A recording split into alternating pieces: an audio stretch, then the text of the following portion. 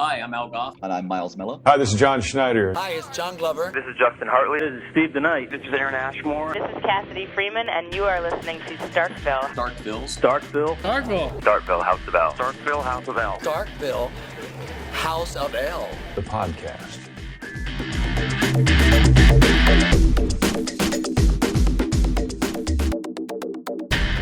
Hey everybody, welcome back to the House of L. This is our episode for the Smallville Season 3 episodes, Shattered and Asylum. I am Derek, and I am joined today by longtime listener, no, I guess that wouldn't make sense. Longer time friend, long-time listener. How about equal time listener, equal time friend? How does that sound? Is that good for you? Yeah, that works for me. Mr. Yeah, Jason definitely. Bolton, sir, how are you?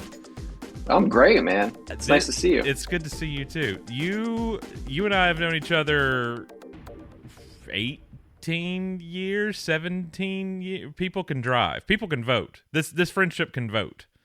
Yeah, definitely. By definitely those can standards. vote. Yeah. And Probably. by tobacco, I assume? That's an 18-year-old thing, right? Yeah, and probably if they're still living with their parents, it's probably time to go. It's time to get out. Like, you've got to get off. You've got to get off the phone plan and the insurance, and well, it's probably not a great time to get off the insurance, but what have you? Happy New Year. So when we were talking, you go on our annual guys trip, shoe trip every year, and you've not missed one yet. You and I both, I think we're the only two, and Graham, the three of us are the only ones who have not missed a trip yet in all these excursions that the behind the scenes shoe people take. And I think it was this most recent one we were talking, and you said you had never been on House of L before, which I maintain is a lie, but I don't have the energy to go search through 300 episodes to be proven wrong. Now, you do say you were on The Flash. No, sir. I was on one episode of The Flash. You were on I do remember. It was when Iris gets the inky poison thing, attacks her face or something like that. None of anything you're going to say in that sentence is going to reignite any fibers. I mean, that's as much recall as I have. Well, that's good. Episode. That's good because I got none of that. Yeah. I'll be 100% honest with you. I don't remember that at all. Was that just you and me? I think so. Okay. So I think so. Did it? Was it Frank that did that? It was Steve. With you? It was Steve. Oh, Steve did that too? Yeah. Okay. Yeah, no, I don't think I've never been on with Steve. I think he's ducking me, honestly. He is. I tried to get him on today, but he's holidays and whatnot. I'm tired of him. Not Steve. I'm tired of the holidays by this point. It's time for the kids to go back to school. For sure. Amen, sir. We're bearing down on New Year's. So when we were discussing that the trip this year, we went to Philly, and I said, "Well, pick the episode you want to cover because it's time for you to. It's past time. It's a little embarrassing if you really haven't been on by this point, and I apologize." No need to apologize. Well, I'm going to publicly. Now, privately, I won't do that, but in front of other people, I'll give you that. I'll allow privately, you'll tell me the real reason why I haven't been privately, I'll be like, look, it's not you, it's me. No, I'm excited to talk about two really strong episodes with you, and just to talk to you in general because you and I always have a great time talking. Let's just kind of introduce you to the people who don't know, though. What is your background with the Man of Steel? What is your bringing up on Superman? Oh, wow. Like, ever since I was a kid, I think they're, like, some of the earlier photos of me with, like, Superman pajamas and all that kind of stuff. He's always just kind of been, as a kid, when you're making, like, memories about, like, there's a lot of symbols that you kind of associate things with, right? Like for me, even though I was born in Michigan, Detroit, like Homer Yankees RoboCop. were always Homer RoboCop, definitely. Like the Yankees as a little kid, like Yankees was always like the icon for baseball, right? Like it was just kind of like the most popular, the most standout thing. Well, it sure wasn't anything in Detroit. Yeah, right. Well, although 84 we won the World Series, but that's another conversation. We'll table that. we'll table that. But yeah, so like Yankees, like and then superheroes was like, Superman. He was the symbol for all superheroes, in my mind. And that was what I just gravitated towards. I was like, I have the pictures of the old like 80s Halloween costumes with the mask with like the rubber band and the tiny little slits for eyes, that you got from Meijer or whatever, in the grocery store. And so, yeah, Superman has always been something that I gravitated toward. And then, and so it's funny that you mentioned that, because I was always very resistant at first to Smallville.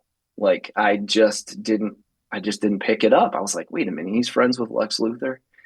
That's not right. Yeah. He can't fly. He doesn't have his powers. I was like, that's not me. I thought it was, and also I kind of misunderstood it in the sense that I always thought that it was just kind of like a loose interpretation of Superman. It wasn't really about Superman until one day I caught like a rerun or something. I think they were probably on season 4 or so. And I caught a rerun just in passing, and I'm like, wait, this is actually like, this is Superman. Yeah. Like they're talking about Clark Kent. I have to check this out. And so I got one of the first 3 or 4 seasons on DVD for like Christmas.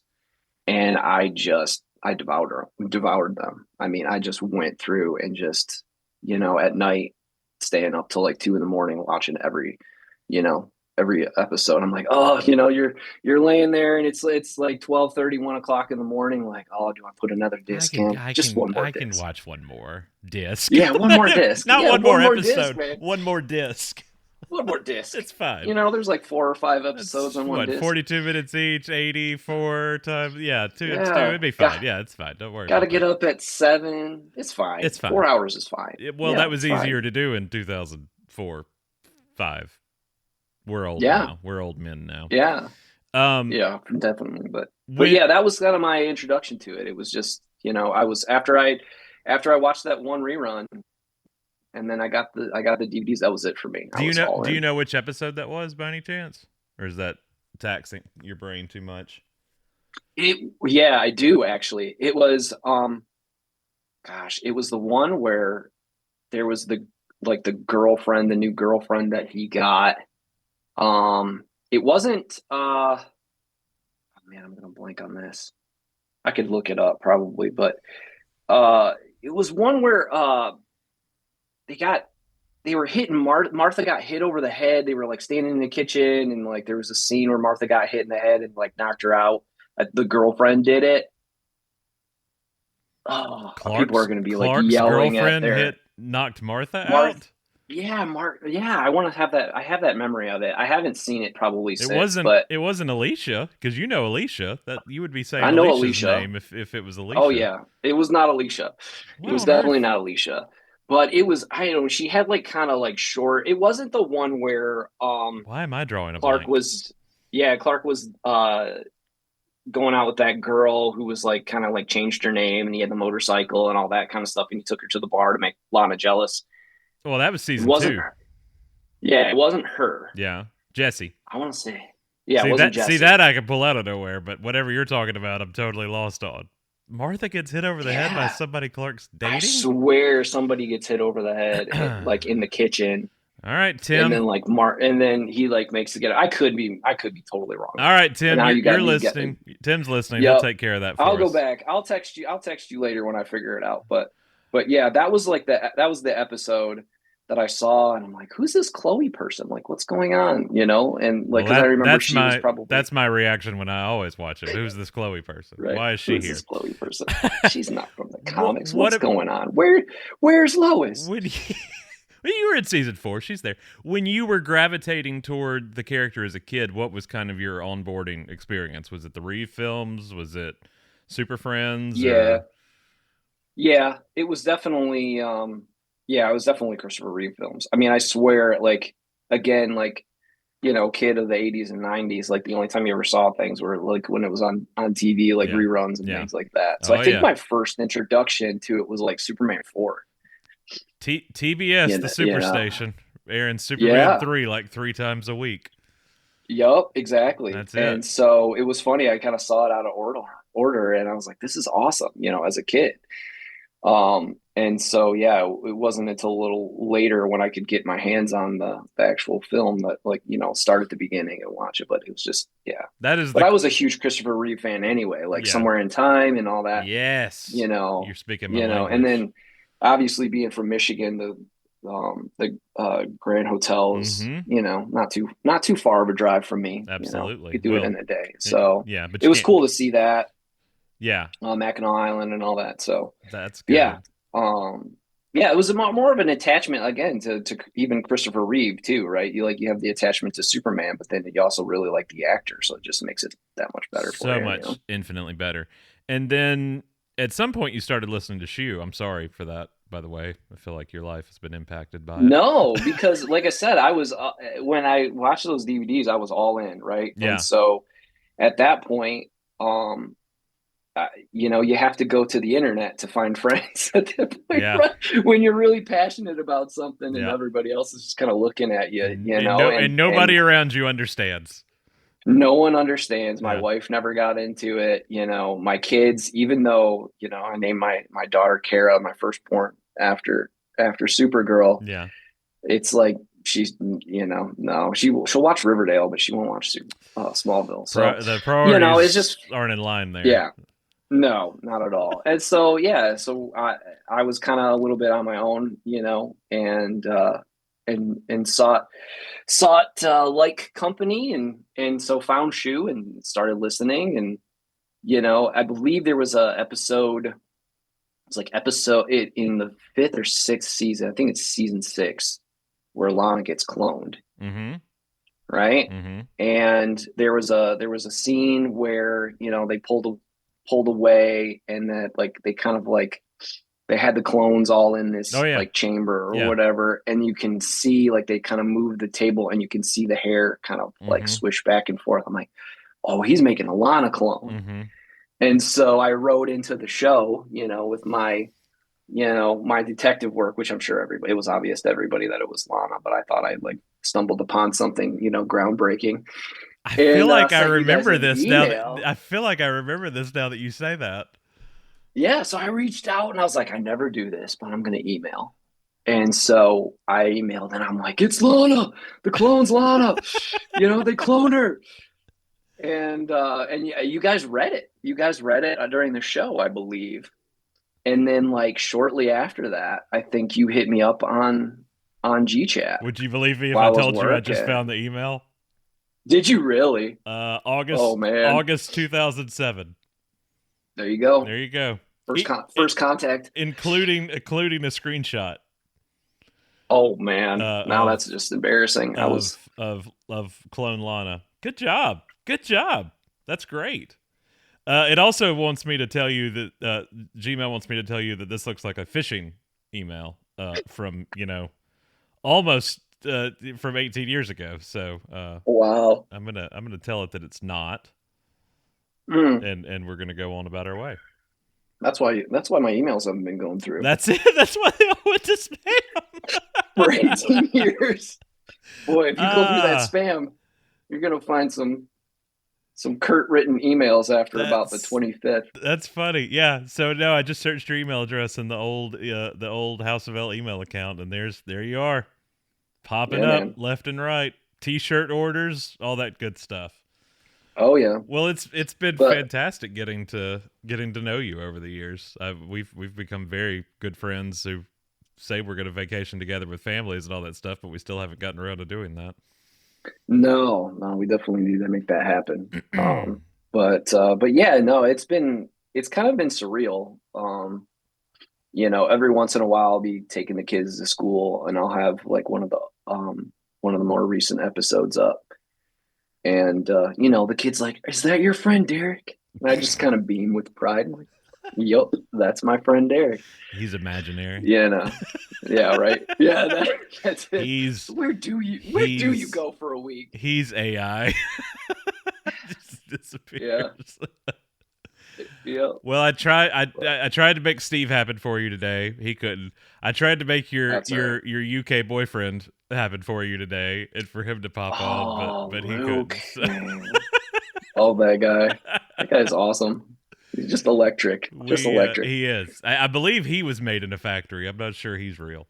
So, but I'm excited. It's just you and me because I love these two episodes that we're talking about, and they are specifically Shattered 308 is just etched in my memory because that night something happened that night, and I can't honestly remember what happened. I don't remember if it was a good thing or a bad thing. I just remember an important thing happened that night. And I just remember going, I can't deal with this right now because this is too much. Oh, because I was a stupid kid. I was in my first apartment as a grown-up, college student / grown-up. I had my own apartment that I had been living in for, I don't know, maybe 2 months at that point. I remember Tucker being there. And I that may have been it. I can't remember, but it was November 19th, 2003 was the time of this airing. And then we're left with that horrendous cliffhanger of this episode, and it didn't come back for 2 months. It was January 14th, 2004 before Asylum aired. And wow. Yeah. It's not really a 2-part episode. There wasn't a to be continued at the end of it or anything, but it's still just I've always treated it as a 2-parter because it feels very connected with the events and all. And that's the way I remember it too. But then rewatching it, they talked about, and this is jumping ahead a little bit to Asylum, where he's been in there a month. Yeah. And it's like, and it made me think, like, is this the most time that has passed in Smallville time, like between episodes, right? Because every episode feels like, it's the next week. Well, officially in dialogue, maybe. I mean, obviously, season finales, they'd come back and say 3 months later often, or, stuff like that. Right. As far as this goes, sometimes on those season premieres, we'd pick up right where we left off, so they couldn't do the 3-month jump. Like season 1 finale, season 2 premiere happened back to back, but then 202 Heat takes place, skips the whole summer, and then comes back at the first day of school. Right. And you pick that up through dialogue of Chloe, doing the internship at the Daily Planet through the summer and stuff like that. So there's been a few times, and then like season 6 finale, season 7 premiere. So what's that? Phantom Bizarro, where you emailed in, by the way.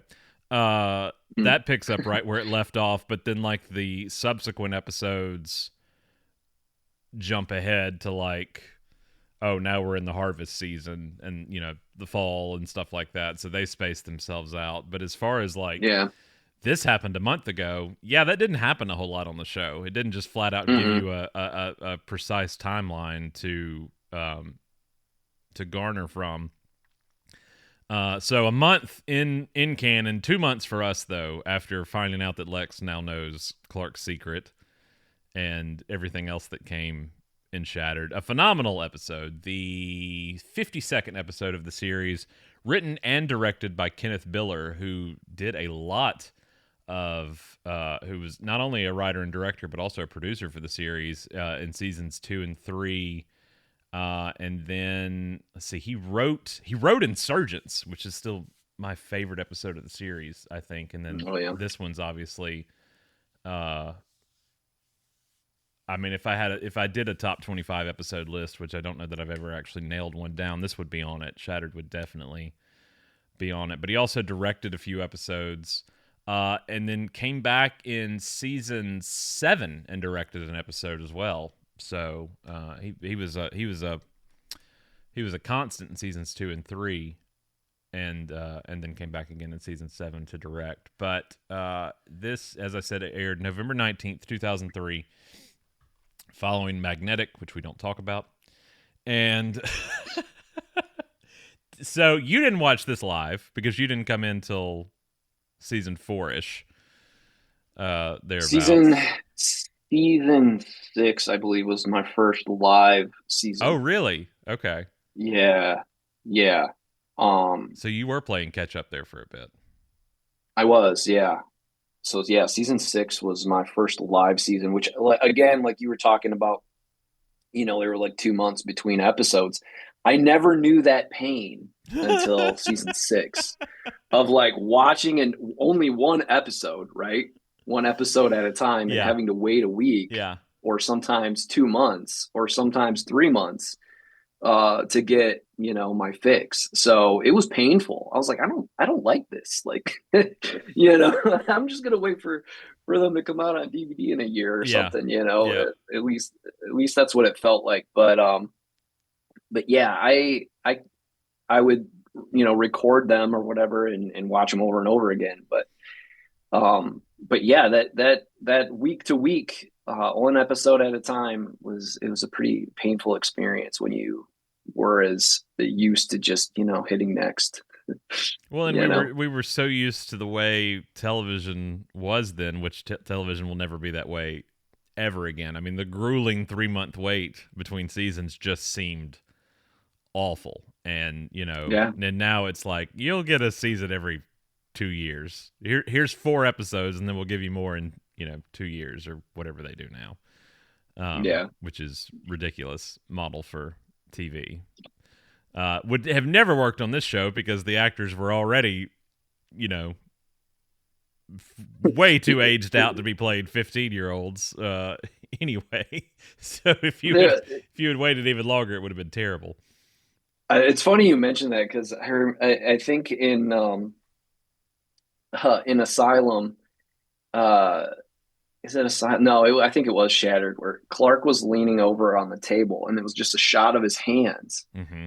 And I was like, why did he have a shot of Jonathan's hands? They panned up, and it was Clark, and I was like, yeah, this is not a high school kid. Not with those man hands. Matt. I was told there would be no math. I've never been good with math. English, great. I can conjugate whatever you need me to, but math is terrible. And then, our little sidekick Tim will be like, Tom's older now than Schneider was in season 1, and I'm like, shut up. That's not knowledge I need. Like, that's not anything that's gonna help me feel better about anything, because I just feel old. I mean, how old are you now, Jason? 40? 43. How old was he in season 1?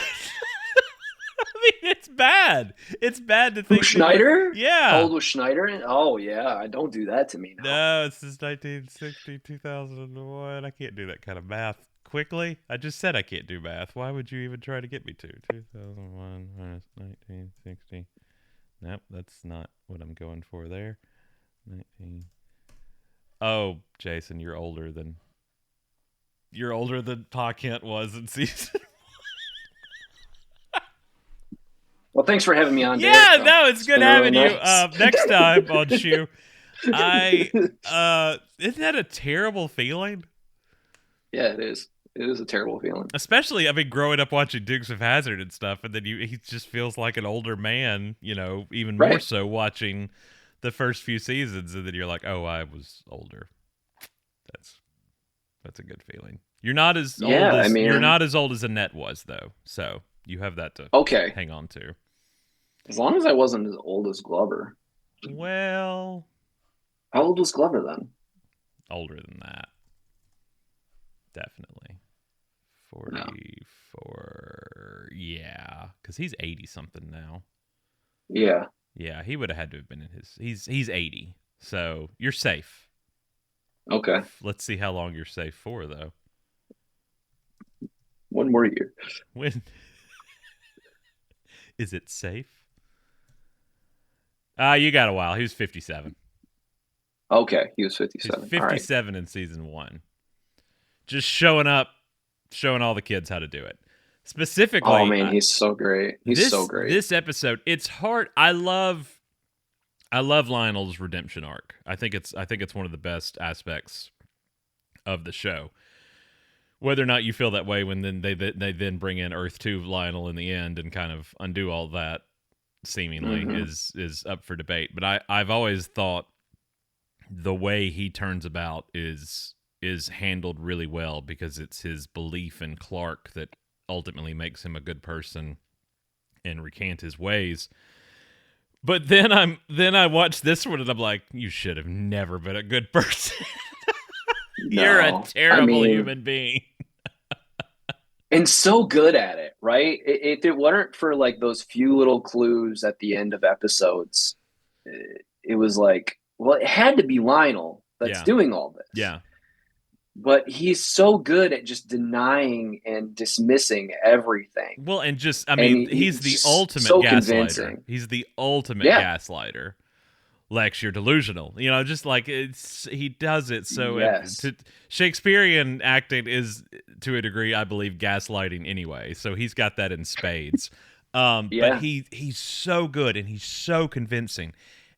But then at the same time, you see him standing, you know, on the other side of that glass, watching Lex in that straight glass, and with, you know, his eyes watering as he looks in on his only, well, not his only living son, but the only living son that matters, evidently, at this point. Right. And you're just like, God, he's so good. Like, he's just, and then in Asylum, when he's standing over him as he's getting the electroshock, and he's, you know, it's, you know, menacing, but like heartbreaking at the same time. And to be able to pull that off is no small feat. No, I mean, yeah, he still holds that position. Like, you're making me do this. Yeah, like, I have no choice but to do this to you, because of what you know. And, you know, it's so crazy. And that was one thing I wrote down here on my notes here about that scene is, what a fantastic use of the song "Hurt" in that scene.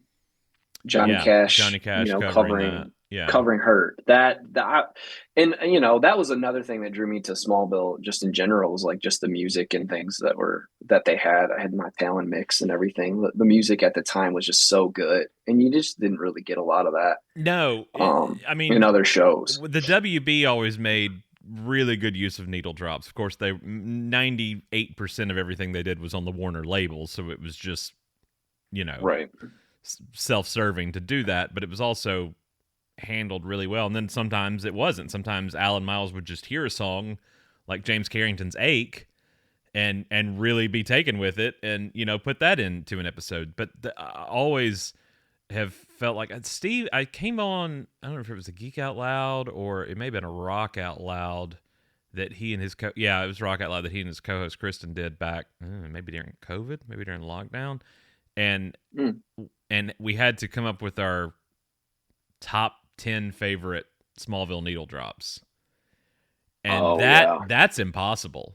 Like, I did it, but like when you sit there and think of 10, and obviously by seasons really 9 and 10 that didn't happen much anymore, but to actually have to sit down and come up with the good ones, not that there are really any bad ones, but there's like even the fun ones that they do, it's so hard because the music supervisor, whose name has suddenly escaped me because I'm old now, they did such a good job coming up with those and played them off really well over stuff. And this is a great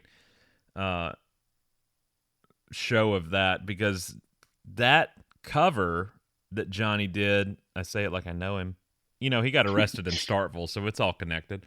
You know that story, right? I don't. You know I that story? It. Okay, so Johnny Cash, obviously, was in Starkville, Mississippi, where this podcast was created, for a music festival, and he got arrested for picking flowers out of a garden and had to spend the night in the Starkville County Jail. Well, it was not the county, but the jail of the county there in Starkville. Wow. So there you go, a little connectivity there for you. About what time was this? Oh, that's a good question. Was I older than Johnny Cash when he got arrested? When he got arrested in Starkville. Oh, because he even has a song called Starkville City Jail. What year? That time that Johnny Cash was arrested in Starkville, Mississippi. Thank you, Rolling Stone.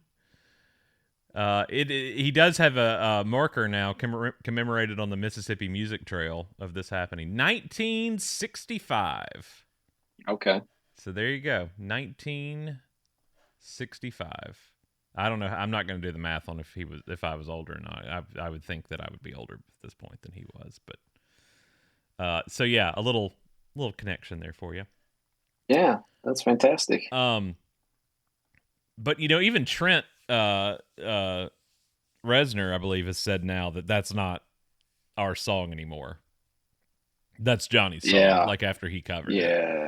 Like he fully went on and to the record. It was like, that's a Johnny Cash song now. Like I even feel bad doing it because he just made it his own. But the emotion that scene evokes is so, I mean, just that Lex lost in his brain, in the sunken eyes and the, what is it, kind of greenish tint they had going. Yeah.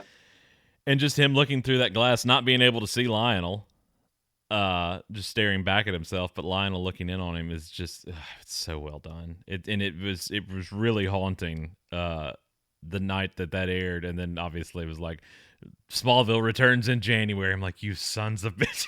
Like you can't make us wait. That's wild. Doing something like that. Of course, my mentality at the time is like, but Lex knows. He knows now, and we had to maintain was like, is this gonna last? How are they gonna And of course it doesn't. Nothing ever lasted.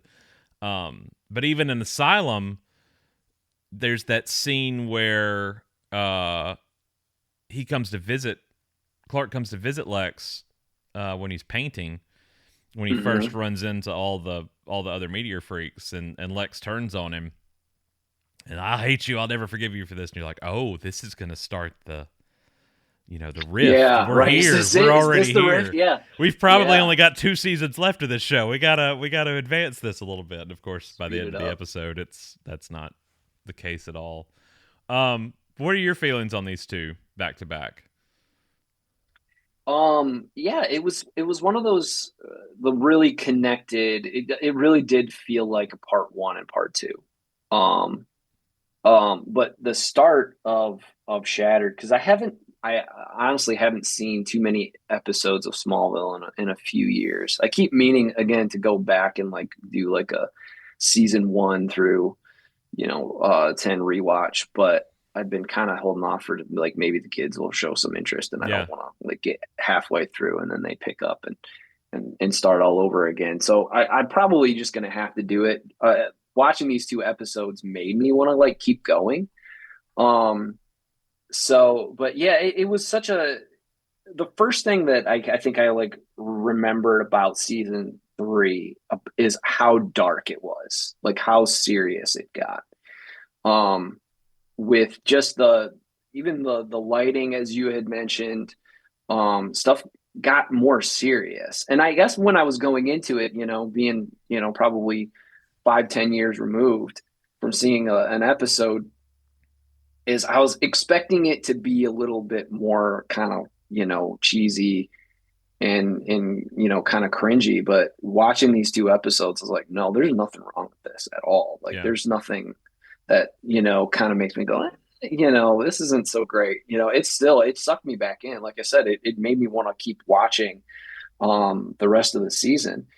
But just some of the attention to detail, with Morgan Edge, the whole like kind of face off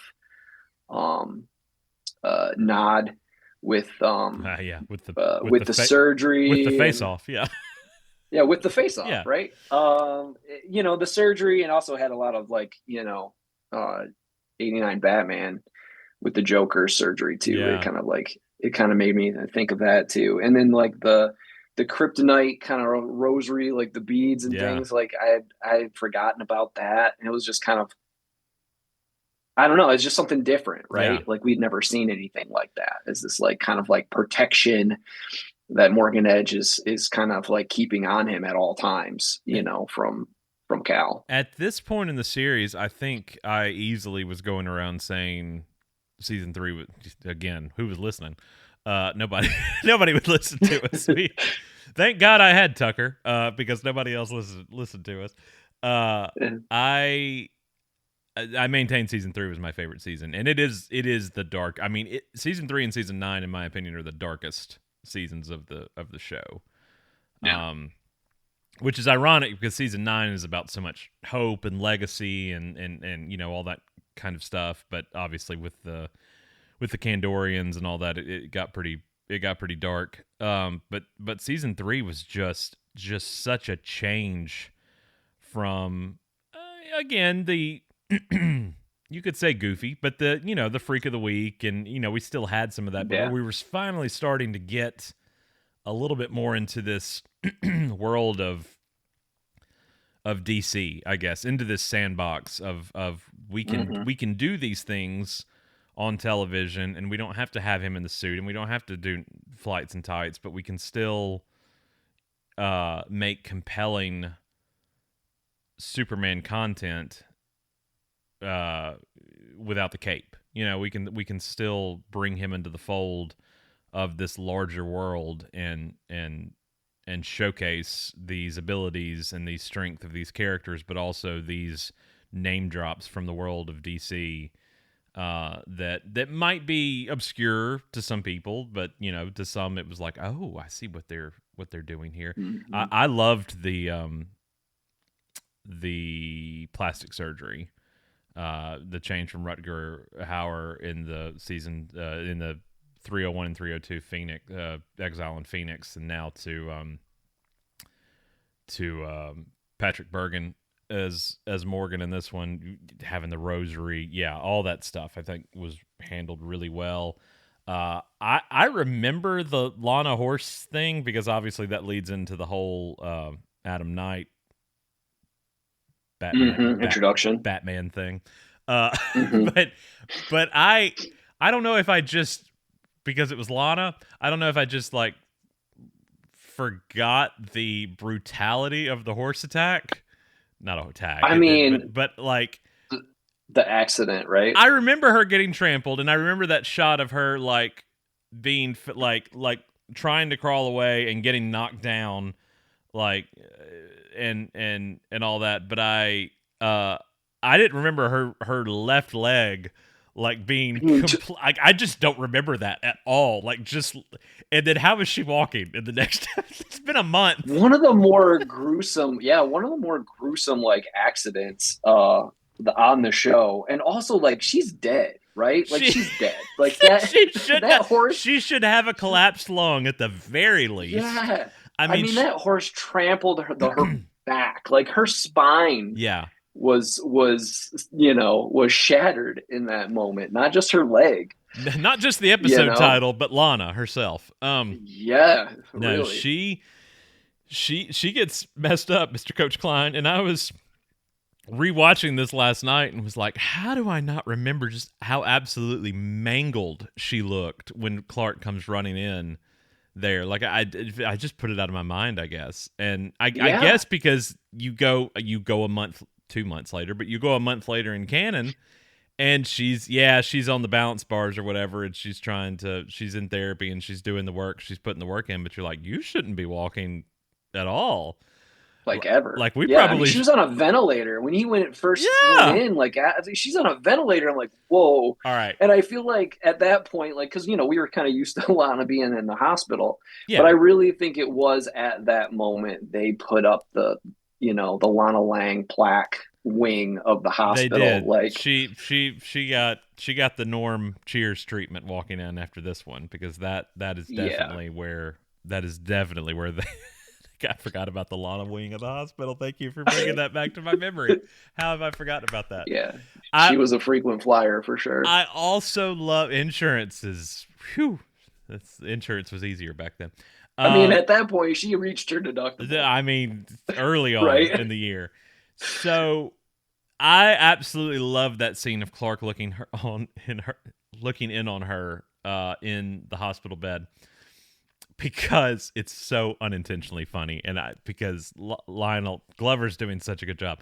But he walks in, and you just see him through the glass with Clark, they're shooting from inside the hospital room out, which always in this hospital, I'm like, why? There's no hospitals with these exposed glass windows where anybody could just come by and look in on you at any given time.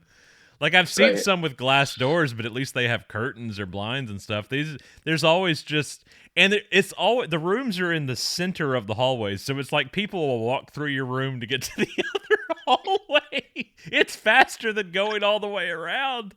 It's such cut-throughs. It's such a horribly handled. The Smallville hospital was. We went there, didn't we? You were with us in Vancouver. Yeah, we need to talk about that sub.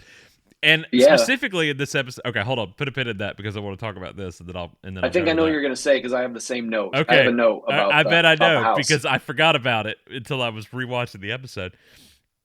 But Lionel comes up and is talking with Clark, and it's this phenomenal dialogue of I never knew who, or I always wondered who was more crazy, Don Quixote or Sancho Panza. And he's obviously relating Clark to Sancho here and Lex to Don Quixote.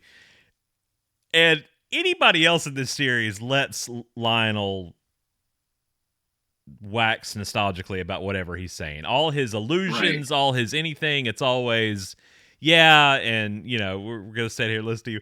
Clark just turns to walk off mid-sentence, and Lionel gets so pissed. And he's like, wait, where are you going? He goes, wait, where are you going? You can't leave. I'm not done telling you about the legacy of Don Quixote. Come back here and let me tell you more of the things I know to show you I'm smarter than you. It's so, oh my God. He's so evilly going through his whole thread of all of this, and Clark just turns to walk off, and the look on his face just changed to, wait, where are you going? Come on.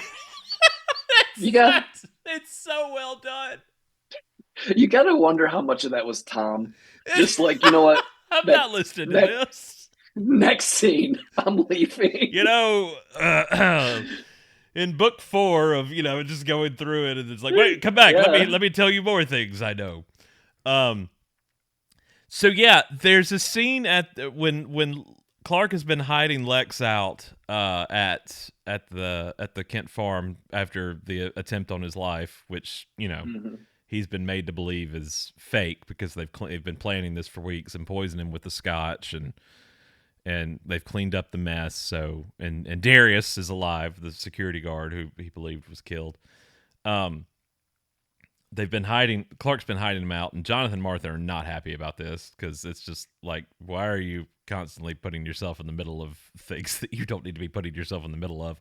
This is between Lex and his dad. If Lex needs help, Lex needs help. You don't need to be, running around doing all this. It's going to put you at risk. Mm-hmm. But they're having this conversation in the backyard. I'm using my quote air fingers. The backyard of the Kent farm, which is maybe shot in, I don't know, twice in the whole series, if at all. And this is probably definitely the first use of that angle, right? I want to say maybe there's a season 2 scene where they're on that porch. Mm-hmm. But down on the grass, down those steps toward the fence line, that's not happened by this point. No. And it doesn't happen a whole lot through the show. And that's also why it's so jarring to me on it wasn't Crisis on Flash. Yeah, what was that one? Was that what was the first one with Tyler and Bitsy? I have totally Elseworlds. It was Elseworlds. That was the first one. That was the first one with Tyler and Bitsy, where they go to the Kent farm, and that's Clark's Kent farm, and they're playing Somebody Save Me and all that. Yeah. But when Oliver and Barry are like practicing being each other, because Oliver has Barry's abilities and Barry, can shoot an arrow. Right. They're up on that porch, and like Gustin's sitting up on the railing, and it's weird watching it shot from that angle.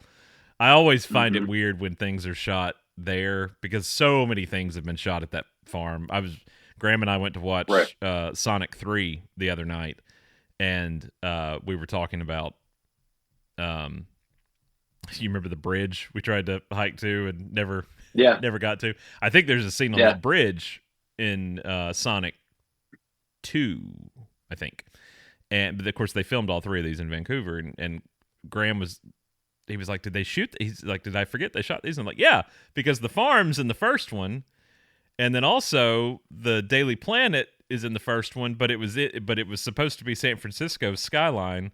So it's the Vancouver skyline, and there's the Daily Planet building, and then right next to it's like the TransUnion building from San Francisco that they just dropped in next to it.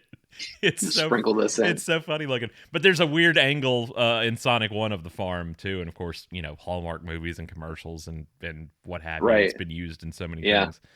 But if you're not familiar with the orientation of the farm, right. The door they always use for the farm and that porch is actually the backyard of the house. Yep. And where they're standing in this scene is the front yard. It's right by the road. And so it's when you pull in the driveway, that's literally what you're passing by is this angle of the house. So it was weird. I was like, oh, there's Derek and Jason and Graham and all of us walking up the driveway, like in this shot when we got invited. Just in the background. Yeah. Don't mind us. We're with the crew. We're supposed to be here. Yep. It was funny. That was like one of the first things that I wrote down. I was like, the driveway. I was like, that's the front of the house. Yeah. And the other thing that I didn't remember, and I had to actually go back and look at our pictures, was the shot. There's a shot that's, you can see the background, and there's like another farm with another barn. Yeah, way off. And like cows. Yeah. And I was like, did they put that back there? Did they CGI back there, or was there like actually a farm? Because I didn't remember. Yeah, so I went back and looked at the photos, and I was like, oh my gosh! Not only is this, there's a a barn and a farm back there, but this is like the actual shot. Like this is the actual angle that they did such a great job of orienting that farm to make it look like it's in the middle of nowhere. Yep. And that trail road that they actually used as the road to the house with the arbor is all fake. I mean, that was all done for the show, and then left. They left it there, so it's actually there's this trail that's just this gravel road that you think is the main road, because that's where you turn in under when you see them coming into the Kent farm. They drive through the arbor under the Kent sign, and that's not actually the driveway to the house at all. That's just leading up. That's just leading up to the barn in the back of the house. The real driveway is right where Jonathan and Martha and Clark are standing in this scene, and it's right. I mean, the road is right there, the main road, and there's just constantly traffic. I mean, there's a 4-way stop right across the street from the driveway, and you would just never know that from the way they shot it at all. And I've been watching TV 40 years now. And I've been to a lot of these places that I see on TV, and one of the weirdest ones to me always has been, it never looks like it does on TV, and it's not supposed to. That's just not how it works. The weirdest one I've ever been to is the Brady house, because you see the Brady Bunch house, and that's how it's supposed to look, right? And it does look like that, except there's all this other stuff right there. Like they used the same exterior shots of that house throughout the whole series, and there's a couple of times I think where like Alice would walk out the door and they shot there, but the rest of it was on set, as most things are.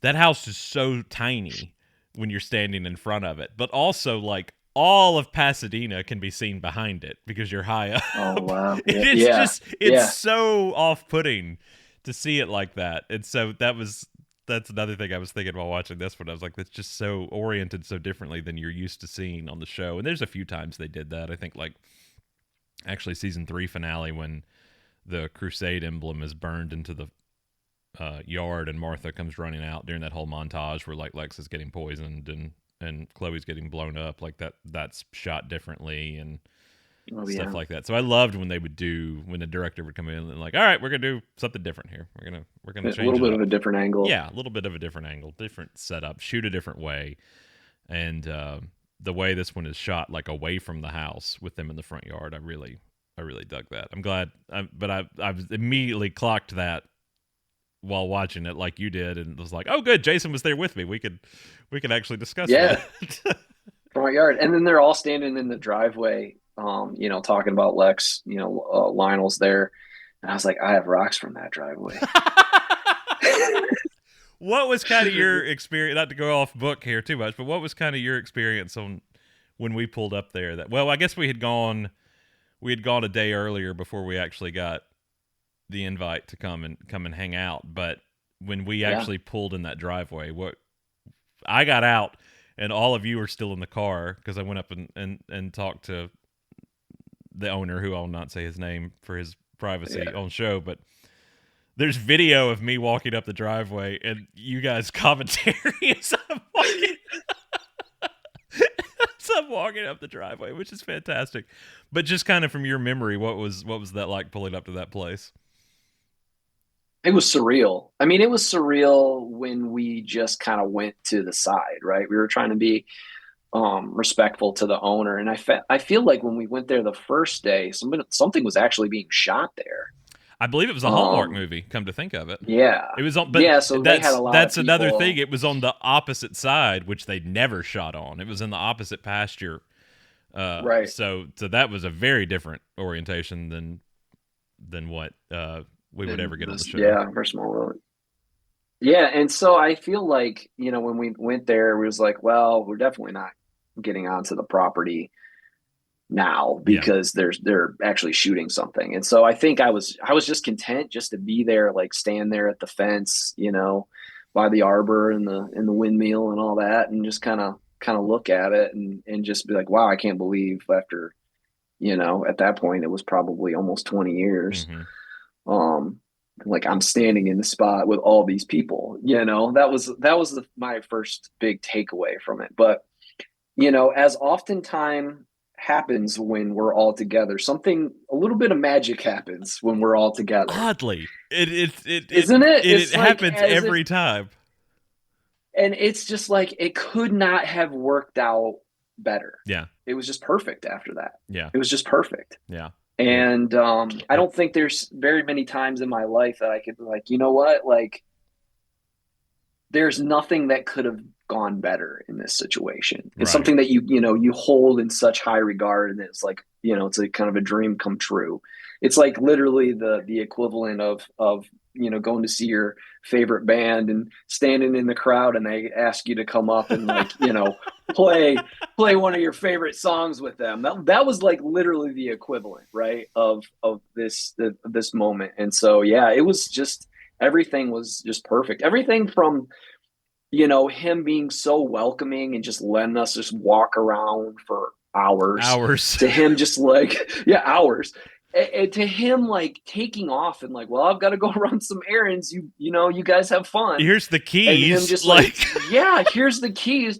And just like taking off for like, half an hour, 45 minutes, and just letting us spend as much time. And just, he's like, you guys, I remember he's like, you guys can go in the house. We're like, no, we're good.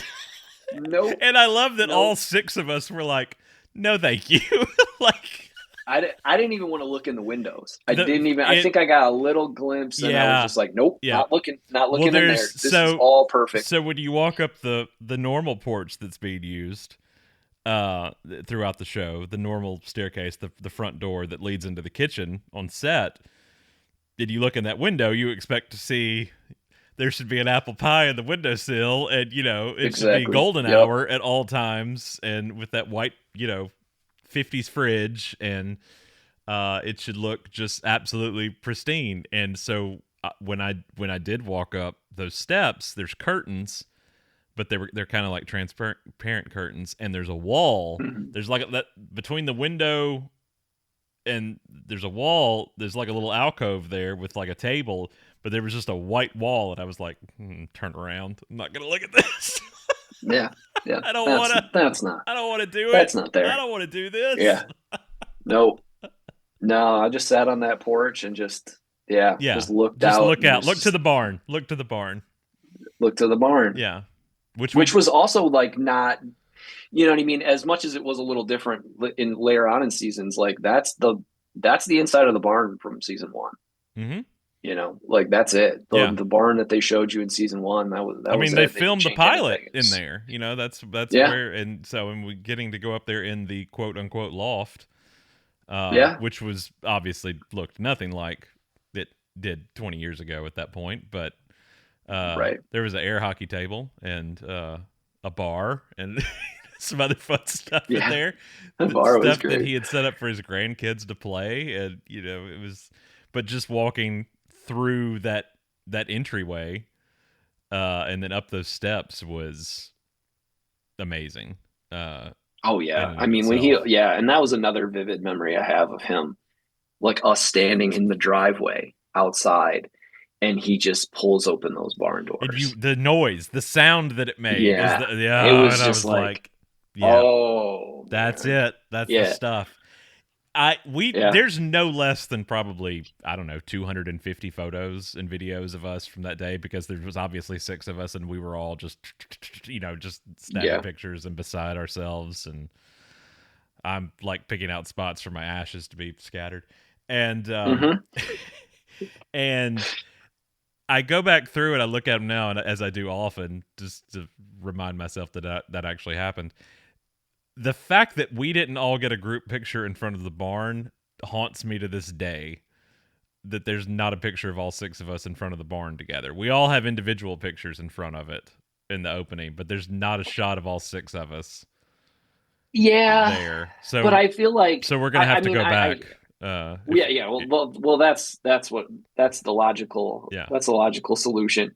But I feel like the picture of all of us at the fence railing is probably one of my favorite photos that like I've ever been a part of, outside of like holding my children and my wedding.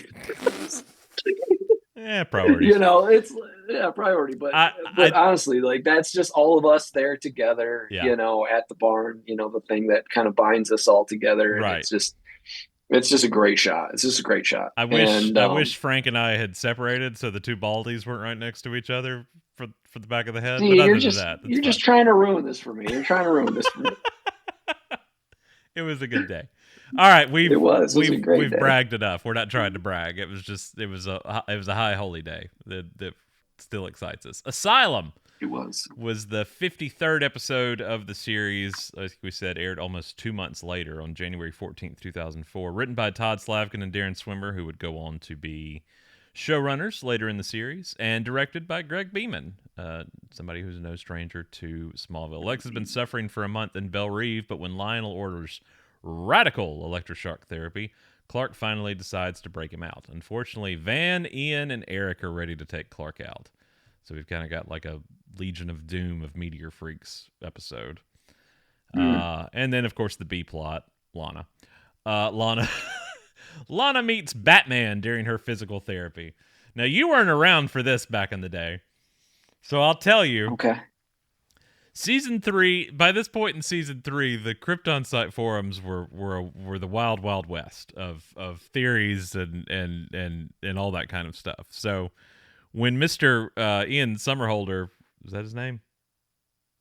Yeah. Sounds familiar. When I always confuse me because we also had Summerholt Institute in that season. Of like Summerholt Institute, Ian Somerhalder. I did get those two right. When Mr. Vampire Diaries shows up, you know, he's got the black goth hair and the popped V collar, and his name is Adam Knight Knight, and you're like, is that Bruce Wayne? Just a little bit. Right, exactly. Everybody thought he was going to be Bruce Wayne. I mean, there was not a soul watching that show at the time that we all thought, well, they finally did it. They finally made him a young Bruce Wayne on the show, which is something that Smallville was originally going to be. It was, you know, that originally got pitched to Warner Brothers was a young Bruce Wayne show, and ultimately Alan Miles turned it into a young Superman show. But that was fully fueled by the internet.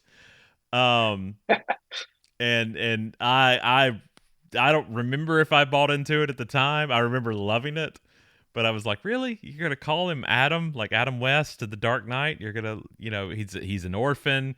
He had, by this point, we didn't really know it. We get into it in Whisper and Delete, but he's got all these like martial arts skills, and he's a computer hacker, and all this other stuff. And you're like, well, you're not even trying at this point. Obviously, that was not what happened. The Warner Brothers wanted a romantic interest for Lana that was not a one-off, as we had been getting up until this point. Usually just Freaks of the Weeks. Right. We later discovered that his name is actually Chad Nash. You go from the coolest name ever, like Adam Knight, to the most asinine. I am Chad Nash. What a terrible name that was. Well, you know why you changed it. Now right? I know why you died. And then obviously we get into more of his story as the season goes on, but that gets into more of the whole Clark's blood and Lionel's terminal illness, and it played into, but it's really where the season got even more dark, with resurrection and stuff like that, when we find out he's actually been dead and is being brought back to life, and Lionel has actually got him spying on Clark and Lana, all of them, because Chloe turned her back on him. Weird, wild stuff. And then we've also kind of got our Injustice League with the past criminals, which is something I always found really interesting, that they were able to bring them in to the fold for an episode to kind of retaliate against Clark, while Lex just kind of hangs in the balance here.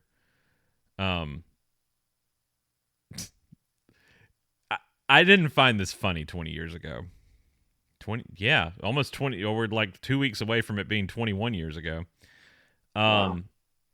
Yeah, my bones hurt. The scene where Eric is trying to get the electricity with the kryptonite, just right to get Clark's abilities so he can have them back. And Lex is literally on the table, like they're trying to throw the switch, and the power goes out because they've used all the electricity. Right. And then Clark regains hold, gets the kryptonite, slams Eric back into which Clark also should have had his back broken like 3 times in that scene after he gets thrown into that transformer. I mean, and then which was a cardboard box. If you slow that down, that was like a cardboard box. Painted silver. But the sound makes you cringe when you hear it, even if it's a cardboard box. But then he gets thrown into all those like helium tanks or oxygen tanks and everything, like a bowling pins set up, like right off the rip. And he should have been way more messed up than that. And I've always maintained that when Clark loses his abilities, which happens, I don't know, the baker's dozen times on the show, probably more than that, he should be extremely weak when that first happens. Like, he shouldn't just be normal. Like, that's been stripped from him. I feel like he should be weakened at first and then slowly, get better. So by all intents and purposes, he should have been really messed up by that point. But he gets his foothold. He gets the kryptonite. He runs Eric back into the transformer. And then he throws the switch to turn it off, and then instantly gets Lex re-electrocuted on the table. I can just imagine, like, how like it's like something happens with a piece of equipment, and you're fiddling with the knobs, right? And you're like, I just imagine those doctors like, they're turning everything up. It's like Clark Griswold, plugging it in, and Ellen flipping the switch. And you finally figure it out, there's like a stereo or something, and like everything's cranked up to like 11. Yeah. It just like blows your ears out. Like, I can just imagine that happening, where he got way more juice than he was supposed absolutely. to, because they were just fiddling with everything. Well, they even tell it happens. He's done shaking, and Lionel's like, hit him again. And they're like, dude, he just got like electrocuted on top of electrocuted. Like, yeah. Like, I don't think we need to do that. It's like Marty McFly plugging into the amp and getting blown away. I mean, they're like, Mr. Luther, the mechanics of this are a little tricky right now. Maybe we should hit him again. Make him remember none of this. Anybody. And I don't remember laughing at that 20 years ago, but I laughed pretty hard when Clark throws that Transformer switch down and immediately lights him back up. Yeah. It was not meant to be comedic, but boy did it come off that way. This time around. I had the same reaction. That was hilarious. And the fact that Clark was the one that ultimately did it, right? He was the one that pulled the lever. Pulled the lever and gave it back to him. I remember loving at the time the idea of bringing back Meteor Freaks. Because we were definitely, I remember being tired of Meteor Freaks by this week, especially when we were getting episodes like the one before this one, and it was like I consider Shattered to be a legacy episode because it has to do with so many elements of Lex and Clark and different things like that. Like I think it's on a list of must watch episodes. Like if you had to come up a list with somebody who never watched them, like I just want to watch, which I feel like is wrong. That last year, I don't remember who did it. It's these damn kids, Jason, and they're terrible. They're edits. Yeah, well, no, they were like, was it BuzzFeed? I think it was BuzzFeed, and they were like, Lost is a show you should probably watch, but don't sit through all of them. Here's the only episodes you need to watch. And I was like, what are you talking about? And they skipped the episode with the van where they get the van going down the hill and all that. Like they left that one off. They're like, this is not one you need to watch. And I was like, you people are monsters.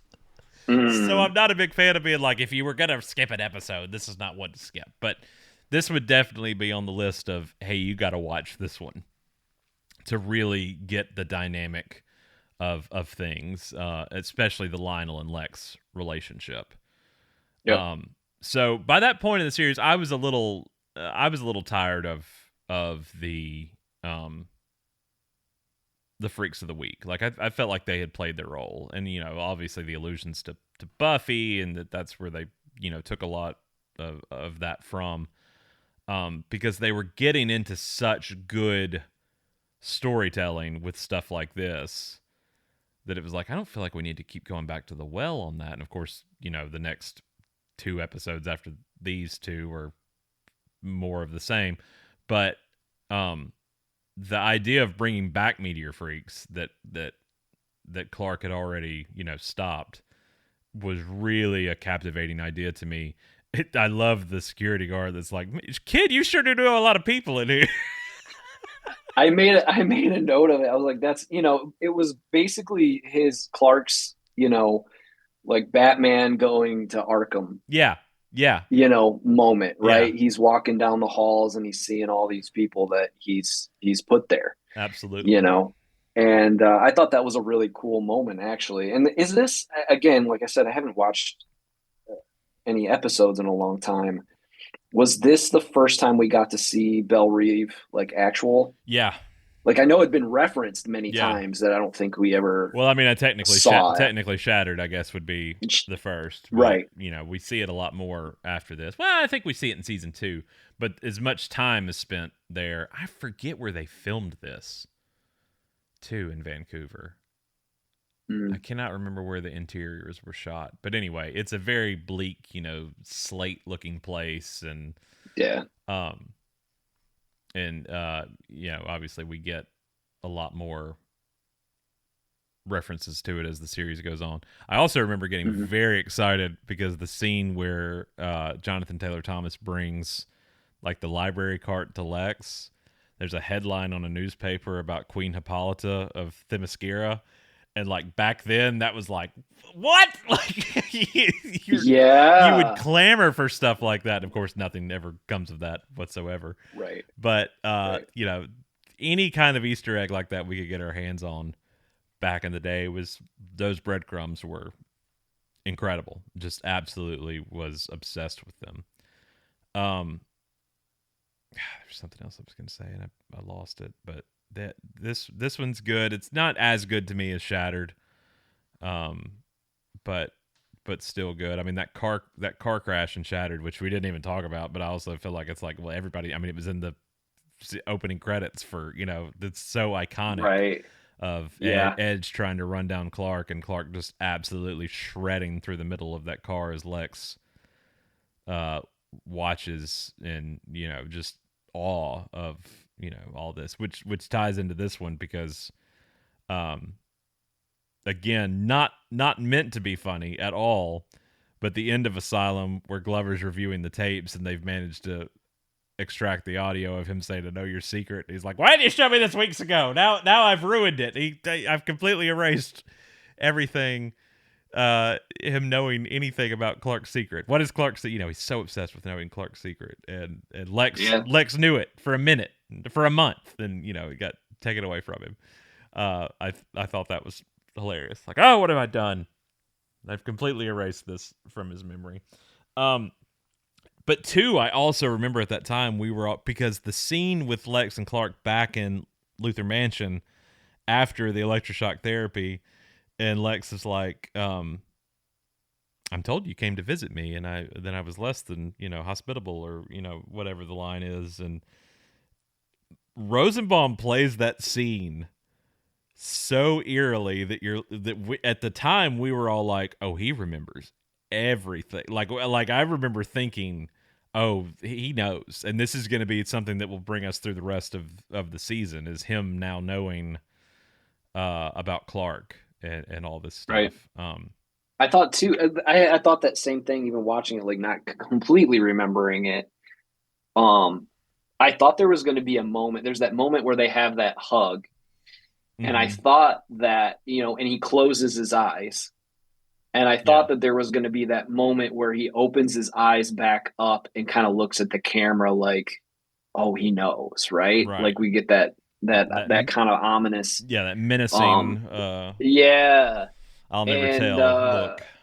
Exactly. But it never happens. Yeah. He keeps his eyes shut, and it just kind of leaves you. And it's such a great choice to have that. Like, I don't know if it was Michael or even just the director saying, like, keep your eyes shut. Yeah. Because it just kind of leaves you not really knowing. Right. And it just kind of feels like, oh, does he remember? Does he not? Did it not quite do all the, do the job of erasing his mind, And I always thought it would have been a compelling choice. I don't know how they would have gotten around it, but they always got around it one way or the other. Of how they could have let him in on it for a little bit longer. And so then his attention turns from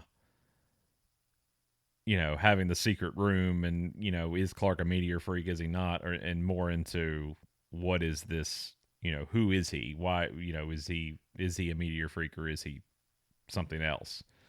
Mm-hmm. Obviously we hadn't gotten really into the Veritas stuff by that point. I mean, technically we had with the retcon, but really we hadn't. I don't know if there would have been stuff to do there or not with it, but I remember that night that one aired thinking, oh, he's going to know. And of course he didn't. But the two really strong outings from Rosenbaum, who, we know is goofy and silly and likes to have fun. Right. And then you see him, just rocking that rolled up blanket as baby Julian and singing lullabies to him and telling Clark, shh, all that. And you're like, good Lord, he does a good job. So with this. eerie. I mean, he does. Still just I don't think, 100 years from now, if we still exist, not we, but, humanity, if, there's been 40 different iterations of Superman and Lex Luthor between now and then, I think he'll still be on the Mount Rushmore of Lex's, because he just absolutely, and he never really phoned it in or anything. Like he was so believable as that character. Absolutely. Even just laying there, right? Like he's laying there, he's got his arms kind of tied, and he did so much with his face, they're zoomed in on his face, and just all the little subtle choices and things that he made to look just so disturbed. But it was not campy in the least. I mean, he was just killing it. Every scene that he was in was just fantastic. I just remembered, I do remember pretty vividly that those those two episodes were some of his best work in the show. I'm reading notes from this episode of things I have probably forgotten over the years. Where did I just? Oh yeah, the Wonder Woman reference. Lex painting with Superman colors, red, yellow, and blue. Yeah. Apparently, that painting was done by Greg Beeman, who directed the Okay. episode. Now this will stretch my memory because I guarantee you I have not watched these since those DVD volumes came out. Maybe I need to. That's a good Patreon, revisiting these. It is shown in the volume 2 of the Chloe Chronicles at the start of this episode. Lex has been in Belle Reve for 4 weeks since the events have shattered, contemplating all that he has learned about Clark. I remember virtually nothing about the Chloe Chronicles 1 or 2. So I need to go back and rewatch those. That's actually a great because there were so many ancillary things like that, like Justice and Doom and the Vengeance Chronicles and all that extra stuff that they would put out online and include in the DVDs. That stuff was great. Little breadcrumbs to tie you over. Back in the day, the cartoon playing while Lex is painting his Looney Tunes. This is ironic, given that he's in a mental institution. Okay, that's a sentence. Yeah, so that's most of it for this one. Was there any whispers? Sorry, go ahead. No, you're good. I was just curious if there were any, whispers online about, I mean, obviously the name, but Dr. Claire Foster. As soon as she came on, I was like, well, she should have, now I'm blanking on the name now.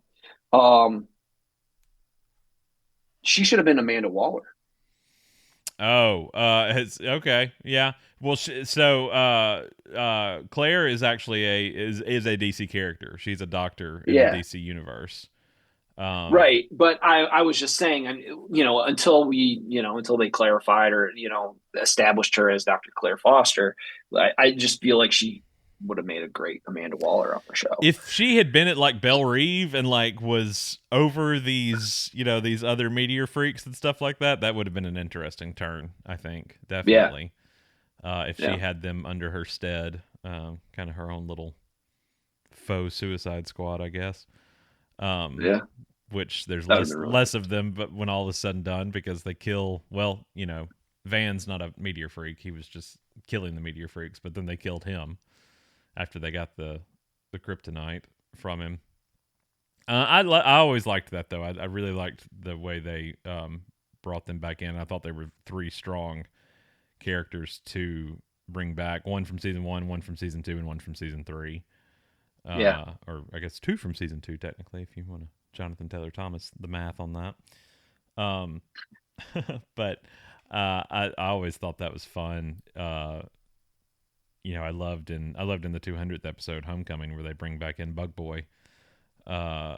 Anytime, especially late in the series, that second half when they would reference stuff from early on made my heart happy, because I always felt like we had forgotten some things that most shows would do in a 10-year run, that you would not go back to the well on some things. And I've said before, I feel like the finale for me would have been a lot more thematic had they gone back to the well of the pilot a little bit and tried to mirror some of those things from the pilot into Clark coming to Earth and now Clark becoming Superman. Like if that had mirrored some of that, but they anytime that they would reach back further made me happy. I mean, even that cold open of the 200th episode where it's like the guidance counselor with the Clark voodoo doll, and it feels like a very season 1 cold open until Brainiac walks in. He's like, yeah, we're not doing this. Like he stops it. I love anytime they would try to reference things. But I'm so glad you came on and talked about these episodes with me. If you've never been on, I'm even more glad. But if you haven't been, I'm embarrassed, because this should have happened long before now.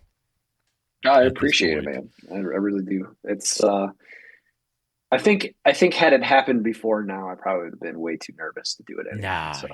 You're good. It's just friends talking. Nobody's listening. It's just us talking. Right. You have been. I do want to give you your flowers because you are one of the people who has been fundamental in the fact that this still exists after 2 decades. As we go in now to our 20th year, we're at the end of. Well, tomorrow's New Year's Eve, isn't it? Yeah, at the time of this recording. So 2025 is our 20th anniversary, and from